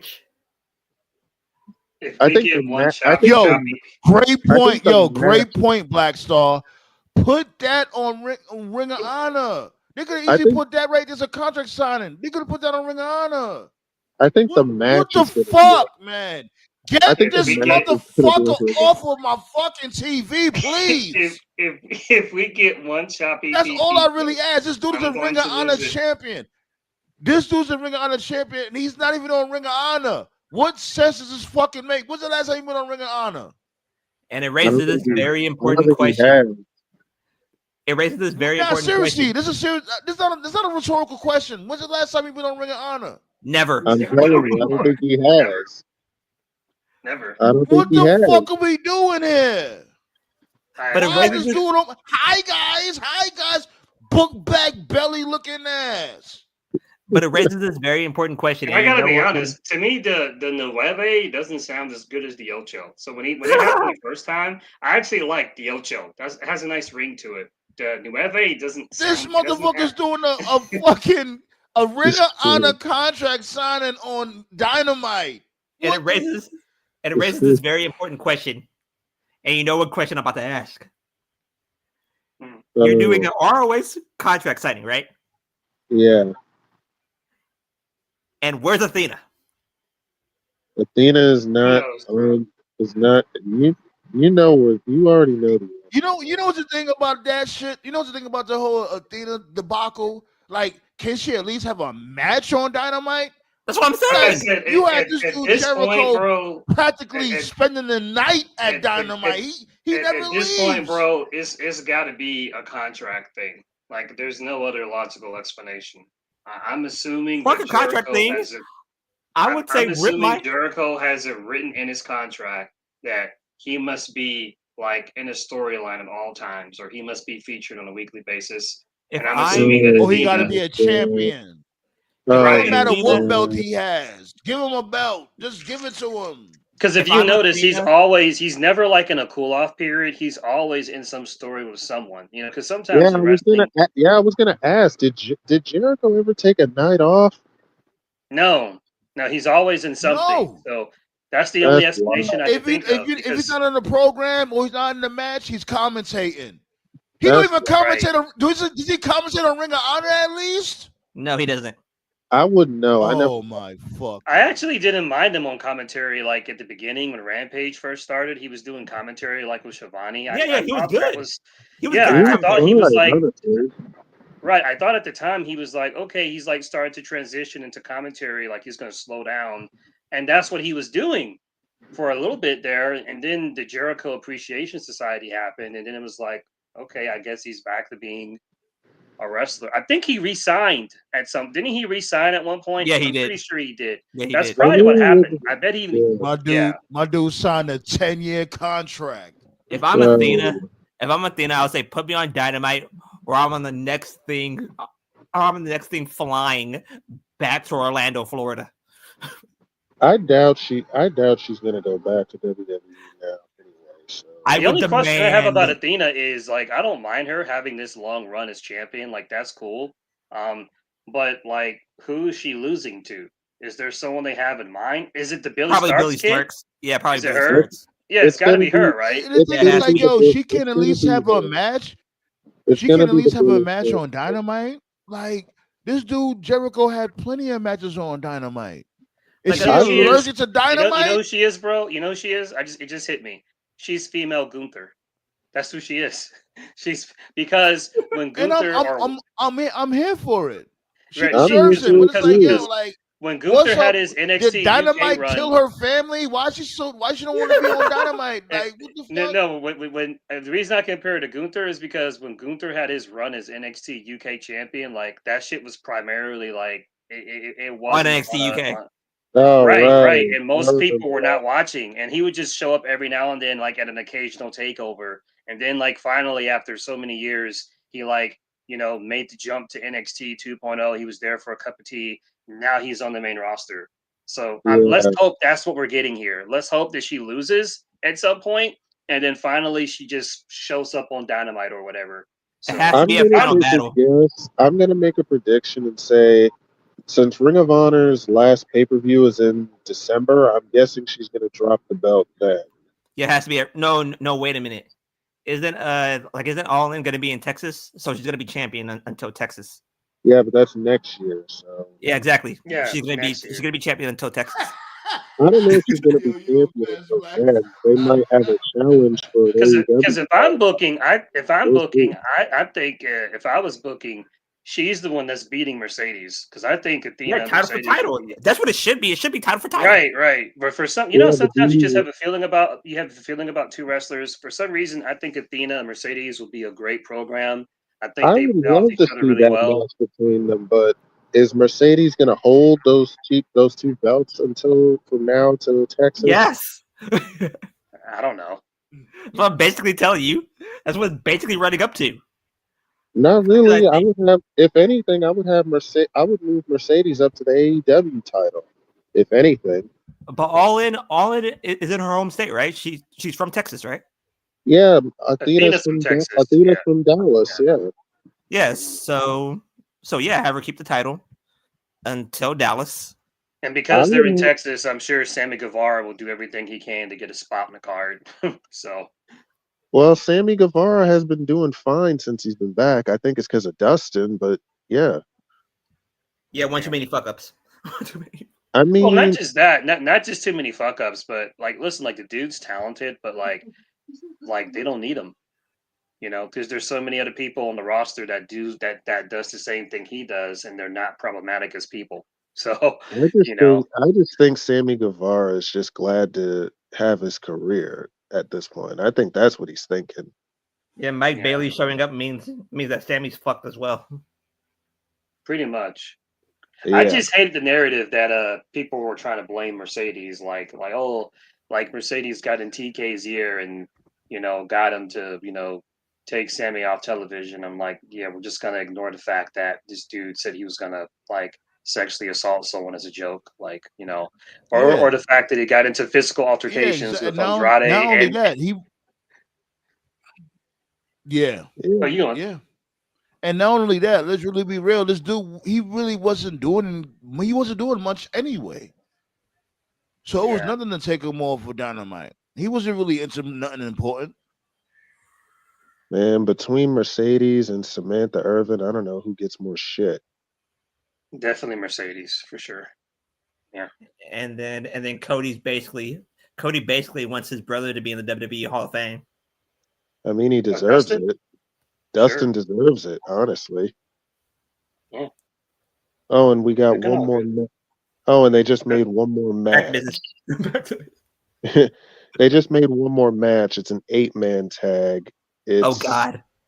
It's Ospreay, Ricochet, Hobbs, and Mike Davis versus Takeshita, Fletcher, Brian Cage, and Lance Archer. Real quick, you mentioned Hobbs. Hold on, wait. Before y'all, stop. Okay. Stop. Before y'all even say anything, this dude, this dude Don Callis has the worst entrance music of all lifetimes in wrestling. He has the worst faction in all of wrestling. I don't think that? I don't think I heard his music. Is that done? All this shit is. Yeah. That's literally. I'm like, what the fuck is this? Oh, come on! It's an annoying sound. You think it's worse than Right to Censor? Right. Right to Censor shit was way better. Yeah.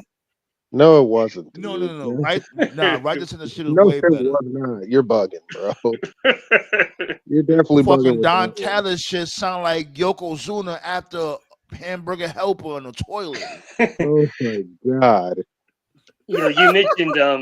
You mentioned Hobbs. It's like someone listens to our show. This dude's been on TV every week since he came back. I see you, TK. You guys are fucking just cut us the check, man. Come on. Yeah, but he ain't joined the first syndicate yet. So no. But do you think that Ospreay is kind of building his own United Empire, basically? No, I think Ospreay needs to be by himself. Period. Think so? Ospreay doesn't need a stable. Okay. I think by next year he should be the AEW champion. Honestly, he's not. Definitely. What? Why not? Huh? Why shouldn't he be champion next year? Because who's in his way? Who's in his way? Nobody's in his way. Yeah, that's what I'm asking. Why should he? And you know I know how to do it too. MJF, Hangman. I even know how they could do it. His way. Well, listen, I know how they could do it. If they're not going to give it to Hangman, they could still go with my idea. Darby Allin versus Jon Moxley. Darby wins, Christian cashes in, and Ospreay could beat Christian.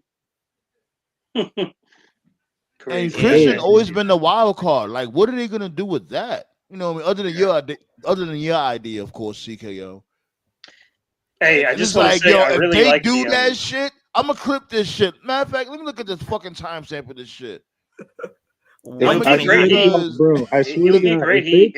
if they take my idea by if that happens, because we got from now until December until that they could do this. If they do this, remember where you heard it. No. It'll be great. It'll They be have great heat. they have until now until let's put it at I'm all telling in. you. I'm Let's put it telling at you, all man. in. We'll see. But remember where you heard it first. We can wait till their Mania. I'm Right? not sure if it was I'm not sure if it was on Dynamite or Collision. I really liked the segment with Ricochet and the Hurt Syndicate. Ricochet was talking to Renee, and then like MVP, Shelton, and Lashley, they ran up on Ricochet, and they were just admiring his suit. And Lashley was like, "Nice suit," and then Ricochet just was like, "Bobby, good to see you again." Shelton, P, and P was like, "Yeah, we're gonna watch a match." And Ricochet's like, "Okay," and they're just like, "Okay," like, like because yeah, just little stuff. I they like do. that. I like that he's They wearing the keep suit. planting them seeds. That's why everybody keeps saying like, yeah, Ricochet, he's a great fit for the Hurt business The or the Hurt funniest Syndicate. Excuse me. ass whooping. And hold on. And speaking of Hobbs, what Ballet said, Ballet fucks with Hobbs heavy. He can also be a part of the Hurt Syndicate. I'm here for that also. Wouldn't I that be still too many? say, I still say Wouldn't they that should be put too many? Leo Rush. Wouldn't that be too many? Any muscle guys in the group then? Because your leader can't be a muscle guy, and then he has protection in Hobbs. Well, we I talked mean, about It wouldn't this. make Remember a sense. couple of weeks ago, the story for Hobbs is that if you put him in the Hurt Syndicate, it can't be anytime soon. It's got to be down the road. You have Lashley facing somebody, whoever he's facing. I don't know who, but it's got to be somebody credible, like someone higher up on the food chain, like a Mox or an Omega and MJF, like someone who's actually giving him trouble. And then MVP, low key, he recruits, Hobbs, as kind of like an insurance policy to help Lashley get the W. And Lashley can But be you like, "Hey, understand what what the I'm fuck saying, is right? this?" Yeah. Mhm. You guys understand what I'm saying? Like you can't have Barry Bonds in the middle of the lineup, and then you have Griffey batting behind Bonds. Like that doesn't make sense. I still Bonds say is they good. should put. I hear what you're saying, Okay, my okay. dude. I hear what Yeah. because you're basically saying like it can only be people One playing a clear certain out. role. It can't be two people that's the muscle. Well, it's But not I like still Shelton say and Ricochet are both high flyers. I mean, they both high fly. right. They could still work, And I think they all still serve a purpose because Lashley, remember, Lashley from before, he was considered like the muscle from before. Lashley elevated past that. Mhm. personally, I think Leo Rush should be in the mix. Honestly, Yeah. I think I think Leo Rush would. I think Leo Rush would fit the Hurt Syndicate perfectly. Like It over would be Ricochet. definitely something different. But If they put Leo in there, Ballet if they brings put, up an interesting uh, inductee, I guess you could call him, Max Caster. yeah, they're definitely going to be doing something with him, like the heel. Because even before MVP and all them went to AEW, like when Max cuts his promos, he refers to himself as the The greatest best wrestler wrestler alive. alive. That's a heelish thing to say. And then he started growing the heel mustache, like so they've been Also, very subtle with it. Like because the last time I saw him, like it was Bowen, Max, and Billy, and like Billy was cutting the promo, and like Max just took the mic from Billy's hand and started talking. Like you can see like the seeds are being planted. It's like okay, they're definitely gonna do something And the with Acclaimed is just dead, unfortunately. They're dead. yeah. Yeah, you There's gotta nothing thank the Bucks left. for that. The Bucks based also, machine. I could I think would love to know what FTR would. for that. I would You love think to. I would love to know what would make him the best wrestler alive. Though, honestly. that's just generally something a heel says. It's not Yeah. something a face says. So yeah, That's when they a heel gets under your skin. Like, oh, I can't wait Also, I to see right. don't somebody blame it. fuck him up. Also, I don't blame FTR for the way the Acclaimed is. I blame the law. I blame it on the loss to the Gun Club. Really, Yeah, I and think it's them. I'm telling you, unfortunate. I think them losing the tag team belts They to lost to FTR. That was the they beginning lost of to the the end. gun. They lost the titles to the Gun Club, dude. Then they lost it to FTR first. No, they No, lost them to the no, they Gun didn't. Club, and They then lost Gun it to Club the lost Gun it to Club. FTR. That's how it went. Yeah. Real quick, congratulations to John. Real quick, congratulations to John Jones winning or retaining the UFC heavyweight title. Nice. Basically on an ass whooping tour. You sure he didn't poke this motherfucking eye with his pinky nail? Nah, he got Miocic with a body kick. I think like late in the third. Oh wow! Just came and like finished the job. Speaking But, of sports, Joe Douglas just got fired. that was funny. Who the hell is Joe Douglas? The Jets GM. The person responsible for fucking up Aaron Rodgers beyond belief. Pause. If things had gone differently, if the timing had been different, I could actually see Starks as a member of the Hurt Syndicate, but that would have worked. That would have been. It definitely would have That worked. would be amazing. That would be amazing. It definitely would have worked. I could definitely see like I would like if that was to happen, like I would have Starks like literally underneath MVP's wing. Mm-hmm. That'll definitely be his. You know what I'm saying? His up next. Because he was already wearing the suits anyway. He already got the swagger. Very similar to them. So yeah. Then you have him undermine Lashley on a weekly basis. That'd be fun. I still think Lashley going against Swerve is a big mistake. I still think it's too soon. Both of them can't afford to lose. So you want Starks to do it? Swerve is not beating Lashley. Dude. No. Both of them can't afford to lose. That's what I'm saying. He's gonna have to pass out. He's gonna have to pass out to the Hurt Lock. That's what has to happen. Yeah, that's always bothered me. I'm sorry. That's always bothered me. That's like been a pet peeve of mine. I hate the not the Hurt Lock. I hate how like different companies do different rules. The wrestling I grew up on is if you get put in a submission hold, the referee raises your hand 3 times, and then after the third one, if you don't move, that's it. Then they ring the bell. Right, but then sometimes when they put you in the Hurt Lock / Master Lock, they just raise your hand once. Right, like can you just choose? Be consistent with that. That confused the fuck out of me when Lashley beat Miz. I mean, I was happy that Lashley became the league champion, but like he just raised Miz's hand once. He was like, ring the bell. I'm like, wait, what? I was like, what's going on? Nah, the greatest submission pass out of all time was Bret Hart when he put Austin in the sharpshooter. He was bleeding, screaming in pain, and then he passed out. Crimson Mask, right? Yeah. That double turn. That was a masterful double turn. Yeah. That one wasn't even planned, honestly. But hey, but Hitman and Austin kind of knew what they were doing. Yeah. But speaking of the fifth man I was talking about from earlier, whatever. Who's the fifth man? I think it should be Braun Strowman. I think Braun Strowman should just I think he should just pull up and just wreck shit. He does have history with Roman, so it's not as random as it seems. Not random. Yeah, it's not random at all because they're gonna need a monster to go up against this dude Bronson Reed. Right. Because of the history between him and Bronson Reed.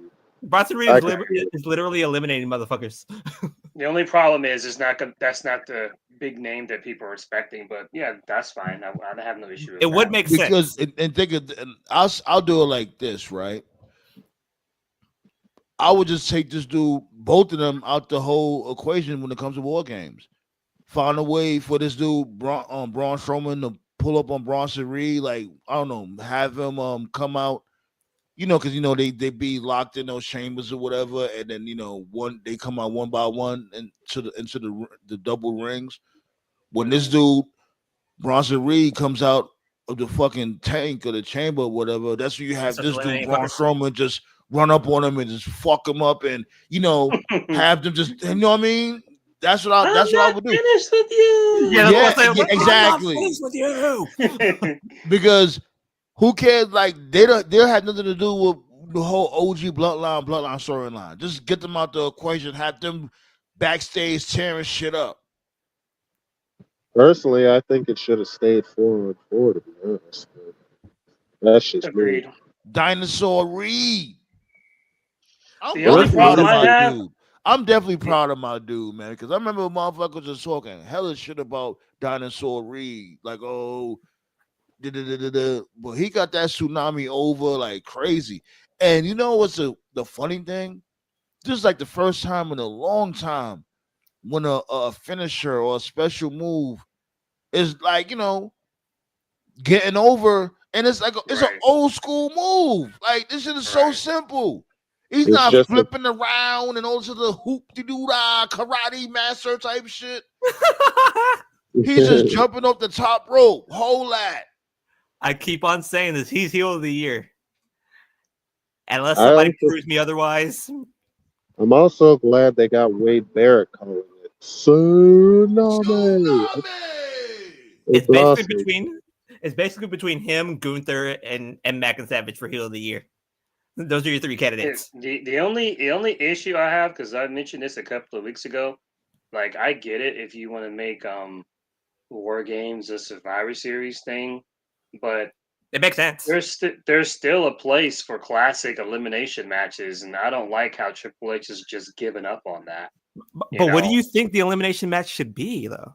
We already have one. I think they already have one. They could do the Wyatt 6 versus the Final Testament. Right. I think that's what they're doing. I think so. Like elimination matches are a great way to get people over, especially when you have like sole survivor spots and shit. So I don't like how they've just given up on that. Like I get you don't want to do a pay-per-view full of elimination matches. Like no one's gonna do that anymore. And I also think War Games shouldn't be around every single year. That shit gotta really be necessary. War Games do not have to be every single year. It doesn't. That's the problem with this women's War Games. It's like completely unnecessary. It's completely forced. It's not deserved at all. Do you think that every single like for instance, right? Like back last year, like you pretty much knew what next year's War Games was going to be automatically. It was going to be the Bloodline. Yeah, because it was a proper build. And I ain't gonna lie. And going back to what you had said, Tove, this is a little bit unpredictable too when it comes to War Games, because we all thought that Kevin Owens and Randy Orton's gonna end up being a part of the going against the Bloodline, but they didn't go with that. Then everybody thought that it was gonna be KO and Cody. Like I think that KO is gonna pull the package pile driver in Survivor Series. That's what I'm thinking that they're gonna do. Yeah, the biggest problem with the Bloodline War Games is that Roman was single-handedly taking them out by himself for weeks. For 2 weeks. Yeah, completely invalidating the point of the War Games. And then it was like next thing you know, it was like late October, early November, and they were like, "Oh shit! Like Survivor Series is in a couple of weeks." So all of a sudden, we got to book Roman and Barrow now. Like, no, he took out no. He took out the entire Bloodline until until one-footed Jacob came into the picture. Roman took out the entire Bloodline single-handedly, and then Jacob packed up Roman with one good leg. Like, I'm sorry. I'm never gonna get over that. That shit is. And then now all of a sudden he's just so weak, and oh my god, I need help, please. And now we got Bronson Reed splashing him over and over. And then you took Jay. Then you took Jay, who was on Raw, who was totally invoked, and his own stories had absolutely nothing to do with any of this. And now all of a sudden he's back in the Bloodline. It's so forced. I'm sorry. He could have still had the Intercontinental belt right now. Yeah. He really could have. He could have forced Sheamus. This story. He could have forced Sheamus and still been integrated. Like, what the fuck? Here's the question, though. Do you put 2 titles in peril like that, though? You're already putting both the women's titles in peril in one war True. game. Which, No. Basically, just the process of Jay forgiving Jimmy. That story, like you want to talk about a story that takes time. The story of Jay that should forgiving take time. Jimmy. Yeah, Yeah, that that should should take have time. been like half a year of a story right there. Like this is not Yeah. a story. This is a speed run. That's what this is. This is a speed This run. dude forgave him. This dude forgave him in a week. Right. yeah, One minute he's saying, "Get out of my face." On Right. matter of fact, less than a week.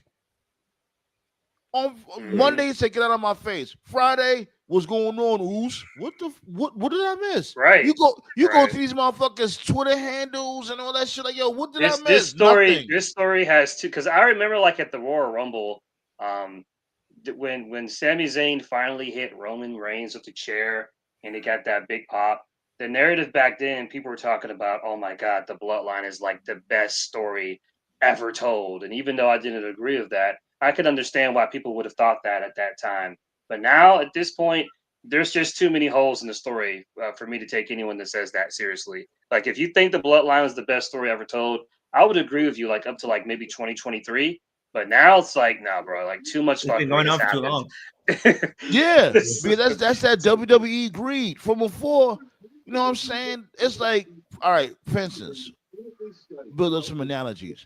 From before, when it came to the money train or whatever, the Bloodline storyline was like squeezing water out of a wet rag. You know what I'm saying? You get a lot of water out of there when you squeeze it. That's like the equivalent of money. That's how much money they was getting. And they got greedy. Now it's the NWO. Now this shit is like NWO. squeezing Right. milk out of a rock. Right. Now That's it's what I NWO said black and white when versus- Roman beat Cody at WrestleMania 39. I said on following show, I said it wasn't really about Cody losing. What it was they weren't ready to end the cash cow because they didn't have anything else. That's all they had. They weren't ready to end it. And I compared Unreal. it to Eric Bischoff letting the NWO go on for way too long. Yeah, And the at the NWO time, Hollywood there were That's so the many. thing. This is the thing that makes this is shit that further kills me because y'all had 2 weeks to figure out a plan for this dude Cody Rhodes. Excuse me, 2 years. I'm bugging. You had 2 years. Because remember, we all knew this dude was not gonna beat Roman at WrestleMania 39. We knew that. They knew that. They was gonna have him go through adversity, whatever the case may be. So y'all had all this fucking time. Dewey was the one who fucked everything up. That's what I keep on saying. That's another plot hole. Like, Well, didn't Dewey show up at Bad Blood? yeah, he did. Was he ever mentioned again? No. They never See? mentioned the Rock. They never mentioned the Rock again. Like, what was the point then? of him See what being I there? mean? Right. Dewey is personally responsible for fucking this whole storyline up. And it's like, Yeah. what did you put in Cody Rhodes' hand? You put something in this dude Cody Rhodes' hand. We're not gonna forget the Raw after Mania. You had put something in Cody Rhodes' hand, and then you told him, "Don't ever break my heart again." I What think does that part of mean? the story is going to reveal itself at the Rumble. That's what I'm thinking. Listen, man. They're gonna wait for the Rumble You're to tell giving that them story. too much. For all due respect, Black Star, you're giving them too much credit. They're not going to. I know I am. Just like they never explained the black box with Shane and Vince. What the fuck was that about? Remember? Oh, I'm sorry, not the black box. The lock box. briefcase. I know what you mean. The briefcase with Austin, or the constantly moving briefcase. They never explained the fucking golden egg either. So You actually think Vince would tell a competent storyline? I mean, listen, man. Oh, speaking of you go on. Man, Vince was too busy. Vince was too busy trying to pick his hopes. Man, I'm just gonna say when Cody lost to Roman the first time, like I said, I wasn't mad at that. They just didn't have a plan after. Right, That's for the either thing. for Roman and Cody. So it's like, all right, if Cody's because I was like, all right, if Cody's losing, what's he doing and what's Roman doing? And there was no The answer is nothing. Roman went away until SummerSlam, and Cody kept fighting the Judgment Day every week. Right. You have So again, the Bloodline's a great story, but like the more you think about it, there's just more holes. Like Cody beat Roman this year at WrestleMania, but I'm just sitting here like, why did we have to wait another year? What changed? But what would have gave the Bloodline storyline a breath of fresh air if this dude Solo would have just went on a complete tear? Okay, quit with that Solo, because the second that Jacob showed up with the seconds, nobody gave a fuck about Solo. But even before then, at least if Jacob showed up, if Solo was on a rampage like he should have been, at least he wouldn't have been overshadowed. Exactly. And then remember, Tama Tonga was already putting in work. He was a crazy one. Like, he was like, you know what I'm saying, the unhinged one.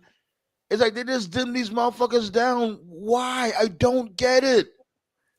Whatever, man. I'm not even. Hey, in reference do you know the analogy? Do you know the analogy I'm about to say with Jacob? Jacob is basically like the Somali pirate. When he goes, when he walks into Tom Cruise and said, "I'm the captain now." In reference to Dewey, we got another flop. I posted it the other day. Red One opened. No, you mean Red million. Bum. Red Bum opened at 34 million. The budget was 250 million. What? Yikes! Yep. Bro, to be fair, 250 million to do a movie is astronomical. Let's really, to be fair, I don't know what the fuck they thought they was gonna do with that. Well, that's that budget. Damn, we got starving kids out here. 250 million for a Christmas that's one of the movie? reasons why Hollywood is dying, bro. These budgets are just there's no way you're gonna make even. Hold on a second. Y'all really expected that movie to do well? It's a damn movie about saving Santa Claus. I don't care what futuristic shit they put in it. It's a movie about saving Santa Claus. And that's it's one movie. It's cliche. Come on, man. 250 million. Why? All I know is what the fuck did y'all expect? Did y'all expect to make 500 million off of that fucker? All I know is Disney plus $25 a month for that. With another flop, I guarantee you he'll be back in wrestling sooner than later. Because if his stuff took off, there's no way he would have been back in wrestling to begin with. If Black Adam, I will continue to say, if Black Adam was a success, which is just laughable saying out loud, if it was a success, that would have been like a cinematic universe of his own. We would have seen Rock into like fuck. So basically, you're blaming wrestling fans for not seeing Black Adam. For the reason why we have I can't blame them. Globe could have. What? Hold on. What was Black Adam's budget? Don't budget? Let me look it up. It was a ridiculous budget. I'll look it up now. Hold on. Let me join you. 250 million is like what? I don't know what the fuck they was expecting. Like, and y'all came out with this shit in the movies, but come on, B. The budget for Black Adam. You expect mad parents. Remember, they also gotta remember, like, kids can't come to the movie theaters by themselves. They gotta bring they folks, their parents and shit like that. The budget for Black Adam was $260 million. Jesus. It only made 190. Oh, yeah. Fuck. I said that's why Hollywood is dying. That's why I can't even say streaming's the future; it's the present. That's why more of the Hollywood actors and A-listers, they're just doing streaming shit on Netflix, Max, Disney Plus, whatever. It's just better for the ad revenue because the amount of money that the budget has for these movies is so much. There's no way they're going to break even. Yeah, you're gonna have to go streaming service. Yeah. My thing is this: why they just can't be creative? Like, I don't know. I could be wrong. Like, but I remember from before in the earlier years or whatever, they didn't really need a big budget like that. Yeah. And not even that far back. They didn't need a big budget like that. They were just creative with it when it came to the special effects, when it came to booking the actors, whatever the case may be. And they just made it work. They will do a movie with like 100 million, 90 million. That would be the budget, 90 million. Yo, Sandman, you and I both know the reason why they're too busy trying to bang their hoes. That's the reason. Gotta bang those hoes. They also use I don't know. I don't know what you goddamn, call them. bro. They use those rooms. Disney uses them all the time for a lot of those Disney Plus shows. They have like legit warehouses somewhere in the country, and it's like a green screen room, like a dome. It's like a big dormitory, and it can just give it any background that they want. So like if you want a grass background, they'll give it a grass background. If you want to have like an ocean background, they'll give it an ocean background, and so on and so forth. Apparently, it's really, really, really expensive, but it's easier and less time consuming than making props and stuff, which is what they would do back in the 70s, the 80s, the Early 90s and 90s. stuff. Yeah. Maybe I'm old fashioned, but seeing like those old movies and shit, like Blade as an example of Wesley Snipes, like the actual like makeup and the blood and like the swords, like those were like real, actually like designed and crafted. Yeah. There's something really cool about that. Yeah, there was, you know Knowing what I'm that what saying? you're They was watching is being real. they was being imaginative. They was, you know, being creative and shit. Everybody want to rely on CG and CGI and those other extra shit instead of just, why don't you go to a paint shop, go and make, you know what I'm saying, all sorts of special effects with their fucking hands instead of using a fucking computer. Right. Jurassic Park is the perfect example of stretching their money. Because Like, all of it look at Jurassic Park. Was props, Jurassic yeah. Park is actually They're all props. Jurassic Yes. Park is actually Right. good, Yeah. bro. It was. And this is like an unpopular opinion, you know, because like this is one of the main reasons why I was never really into Pixar like that. Like I liked Toy Story as a kid, but I just always preferred classic animation like Aladdin, Tarzan, Hunchback of Notre yeah. Dame. Like Yeah. just seeing like classic animation and knowing that an actual person drew every single scene, to me it Yes. just it gives just more energy to it. Same thing for anime. And like, yeah, I've seen some Pixar stuff like The Incredibles and Monsters Inc. And like, yeah, some of the stuff is Was a good movie. cool. Yeah. Yeah. Like, yeah, they're good movies, but it's like a majority of it is like, you know, CGI. Like, you know, it's not the same. So it's like I don't have that same enthusiasm when I'm watching it. You know, I saw Big Hero 6 a couple of years ago. That was fine. I like Big Hero 6. It's cool. Who? But you know, Big Hero 6. What's that? It's You a know, it's a Damn no, man. $250 to save Santa Claus? Jesus. Yeah, 250 million. 260 million. Yeah. Just and to save and I guarantee you half the budget is Rock himself, because when he does his movies, he's got a traveling bus that has like a gym, a kitchen. He has like a personal chef that, no, I'm dead serious. He's got a personal Yeah, I know. chef That's why I'm that laughing. travels with him. This dude is the most overpaid guy in No, Hollywood. the most ridiculous part about The Rock's contract is that I gotta win every fight. Bitch, you wanted to beat Superman? The fuck? That's why they need to book him as a supervillain. That way it'll be. That's what he needs to do. Yeah, he refuses to do that. He refuses to be the bad guy. You know, he always wants to be the hero in his movies, and people are over it. That's why he was a bad guy. He was a bad guy in Doom. He's the bad guy in wrestling. He was a bad guy in that. Remember that movie Doom? Like, he was a Yeah. bad guy, but it wasn't for too long. But he still played a bad guy. Well, that's the thing, TKO. He sees wrestling as his safe space, so he can be a heel in wrestling. But for some reason in Hollywood, he just has to be a good guy, even though he's a piece. Well, I'm not gonna say he's a piece of shit, but he's a piece of shit. The brand, the Rock brand. I know what you mean. Like, we don't know Dwayne Johnson, the person. We don't know Dwayne Johnson. He should try to be a movie villain, though. It might actually do wonders for him. Remember, but Denzel he was Washington though. Like, did he was a villain in Doom. There you go. Doom was whack.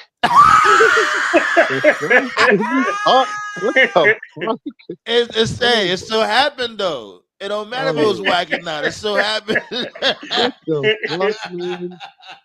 Oh my god! All I know is Cena and Batista have completely surpassed them as actors. It's not even close. So, and they've only no, done like Cena fucking lapped him.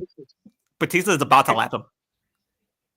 But I think Batista lapped Cena for sure. But yeah.